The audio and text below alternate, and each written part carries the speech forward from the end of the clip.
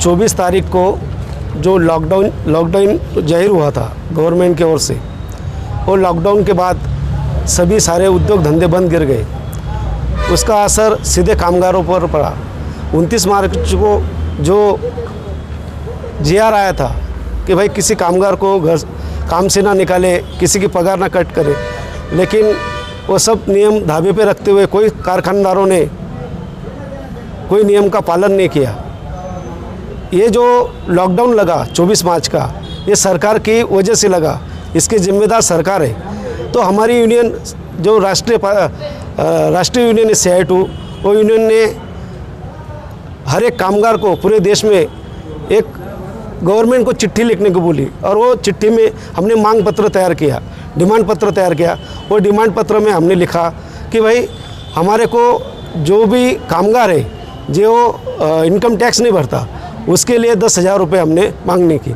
इससे पहले भी हमने 500 कामगारों की कंप्लेंटें दाखिल की कामगार ऑफिस में, निवेदन के जरिए से 7,500 रुपया मांगने की थी।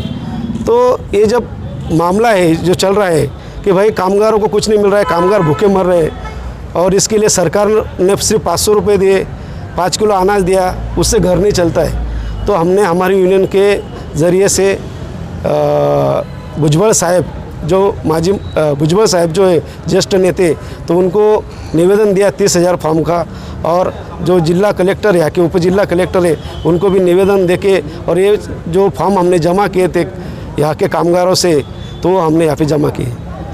इस पर कार्रवाई नहीं हुई तो आप क्या करना चाहते हैं?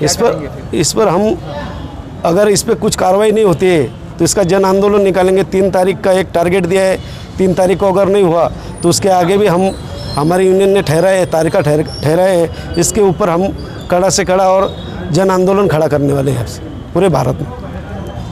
आज हम लोग यहाँ पर मालेगांव शहर अपर जिला अधिकारी साहब के कार्यालय पे एक निवेदन देने के लिए आए। CI2 के माध्यम से जो फॉर्म भरा गया, मालेगांव शहर के अंदर CI2 के साथ साथ मालेगांव शहर की तमामी पावरलूम संगठनाएं, जितनी जो मज़दूरों के लिए अपने हक अधिकार को बुलंद करती है, ऐसी तमाम ही संगठनों ने उनके साथ साना बसाना कदम से कदम मिलाकर उस फॉर्म को भरवाने में अपनी पूरी ईमानदारी के साथ अपने काम को अंजाम दिया। जैसा कि हमारे साथ में शरीफ भाई जो समाजवादी से, वो भी यहाँ पर उनके साथ हमारे साथ काम किए। मैं खुद जाबिर शाह राष्ट्रवादी असंगठित कामगार संगठन का महासचिव जनरल सेक्रेटरी, मैं भी इनके साथ लगा, और ऐसी तमाम संगठनाएं पावरलूम सैजिंग और भी संगठनाएं मिलकर जो काम करी। हम लोगों ने 2 रोज़ पहले जुमा के दिन नासिक जाकर अन्य नागरिक जो मंत्री है, पुरोटा मंत्री है, उनसे भी निवेदन दिया। उसकी कॉपी भी हमारे पास में, मतलब आप देख सकते हैं, वो रिसीव्ड हमारे पास में है।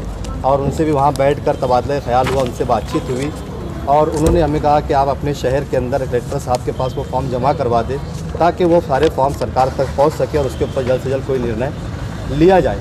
लेकिन अगर जल्द से जल्द इसके ऊपर कोई निर्णय सरकार अगर नहीं लेती है, तो पूरा देश जानता है कि मज़दूरों के हालात क्या हो चुके हैं, गरीबों के हालात क्या हो चुके हैं। तो CI2 जो ऐलान कर रही है 3 जुलाई को धरना आंदोलन का, मालेगांव शहर की तमामी संगठनाएं, पावरलूम संगठनाएं, मजदूर हित में लड़ने वाली तमाम संगठनाएं उनके बैनर तले आकर अपनी सियासी दुकान को एक साइड में रखते हुए अपनी एक इंसानियत के नाते मज़दूरों के हक़ और हुकूक़ की लड़ाई के लिए उनके साथ, उनके परचम तले हम उनका साथ देंगे, ताकि मज़दूरों को अपना हक़ और अधिकार मिले।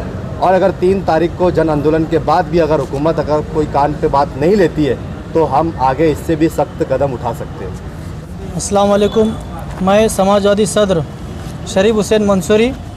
आज हम तमामी संगठित जो लोग हैं, C2 से लेके और राष्ट्रवादी के, और सभी हम यहाँ पर आए हैं, और हमने एक निवेदन भी दिया है कि जो लॉकडाउन शुरू हुआ तब से लेके अभी तक मज़दूरों को कोई सुविधाएं भी नहीं मिली है।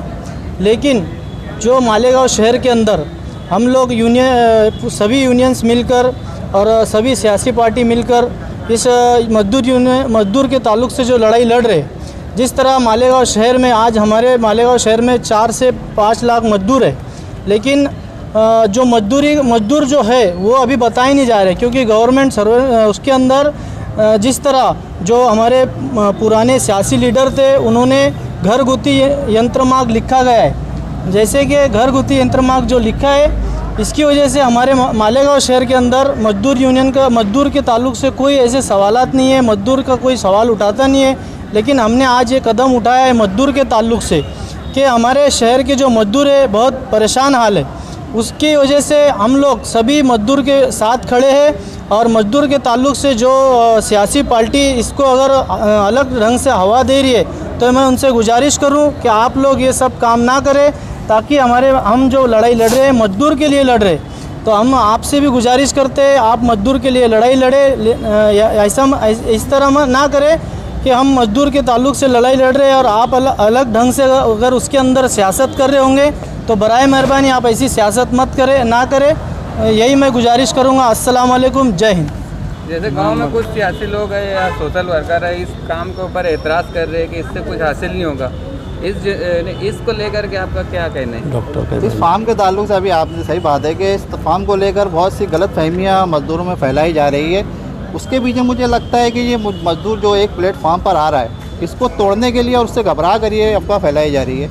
इस फार्म को जब आप उस पर नज़र डालेंगे तो उस पर साफ तौर पर ऊपर लिखा हुआ है अनुदान मांगी, और किन हालात की वजह से हम ये मांग रहे हैं, हुकूमत से डिमांड कर रहे हैं, ये पूरे वाज़ेह तौर पर लिखा हुआ है। और जो लोग ये कह रहे हैं कि फार्म पैसा लिया जा रहा है, तो मैं उनसे कहना चाहूँगा कि जब फार्म भरा जा रहा था तो आप उस वक्त घर से निकलते और देखते कि कौन ले रहा है नहीं ले रहा है। CITU और उसके संगठित काम जितनी भी यूनियन है, उसके प्लेटफार्म से या उनके टेबल से कभी पैसा नहीं लिया गया। ये आवाम इसकी गवाह है।